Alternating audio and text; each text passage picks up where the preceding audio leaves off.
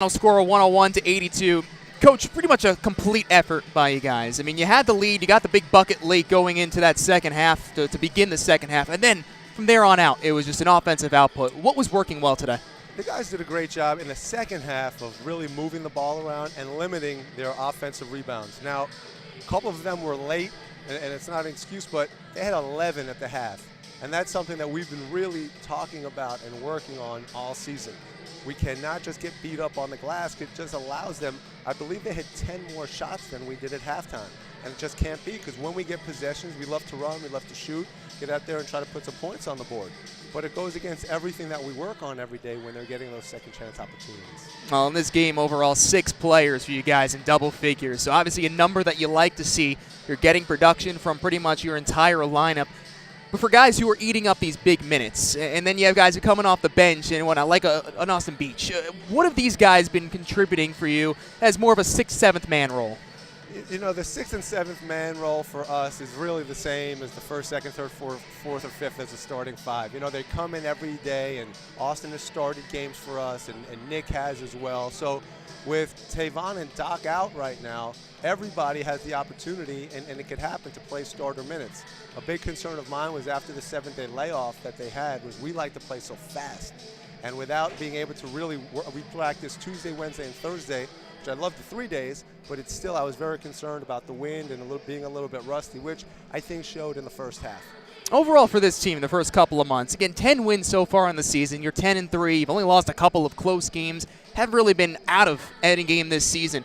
Where do you see this team as at this point going forward, as now you're going to start seeing the real meat of your schedule? Well, I tell the guys all the time, sky's the limit for us. You know, very often in our scouting reports, I talk about ourselves, and we're playing some terrific teams. I have another good team that we're playing on Monday, and there's going to be the full Northeast 10 coming up after that. But really, I tell our guys, it's us, and if we do what we need to do, I'm very confident going into any game. If we do it, one of our keys to the game, which has been very consistent, is do what we practice. And if we just do what we practice, I'm very confident in everybody we have. Although we only have 7 right now, I'm very confident in that 7 going to any gym and playing anybody. Well, one number, if you look at it on the stat sheet, 14 assists, 2 turnovers from Connor McGinnis. I mean, this guy has been just dropping dimes left and right for you. To lose a guy like LaBroya from last year, to have him replaced from someone like McGinnis, who has really elevated his game, how important of a role have you seen him really come all together now at this point of the season? Words can't even describe. And on top of losing Anthony, we lost Tavon. So that the first game on the 11th, I got a call from his dad. They were coming back from the doctor, and when that happened, I said to Connor, you're going to really have to be smart with your fouls, and you're really not going to come out of the game too often.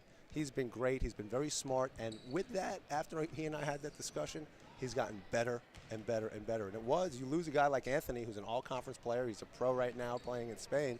It is very concerning who's going to lead your team. And you give the ball to Connor. Every time he has the ball in his hands, he feels so good. It's very calming. You know something good is going to happen. We're just very proud of what he's been doing each and every game. And, Coach, finally, I know you've already mentioned it a little bit. It's about you guys and going forward and what you need to do. What does need to still improve now as you start to get into the point of the season? Oh, a lot needs to improve. You know, I'm very pleased with the guys. I told them I think we could be better to be, you know, not trying to be hard on them, but our record could be better. But I'm very pleased with where we are. We have to rebound better. We have to rebound better.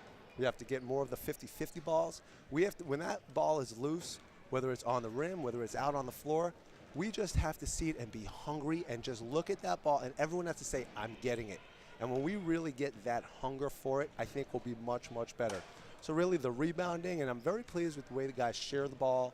The guys have to just keep coming in. We need to knock down some more free throws. We shot 71% for the game, which for us is not good. I like when we're in that 80% area. So really, you know, continue to shoot the ball and work on that, but really our rebounding. I want us to come into each and every game and not give up that 24 offensive rebounds. It's just unacceptable. And again, I'm very pleased with the guys, but that's something that's been our Achilles heel since game 1.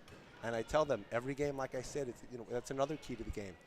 Box out, don't be out tough. And for us to really, really reach the levels that I believe this team is capable of achieving, we have got to hit the glass harder and dominate the backboards. So a lot of improvements to be made as we turn the calendars to 2017. Coach, have a very happy new year. Congratulations. Happy New Year. Appreciate David Duke, the head coach of the Adelphi Panthers, another big win today. They defeat NYIT. For everyone here at AUPanthers.tv, my broadcast partner, Joe Zadok, I'm Dan Savarino saying thanks so much for watching, and we'll catch you next week.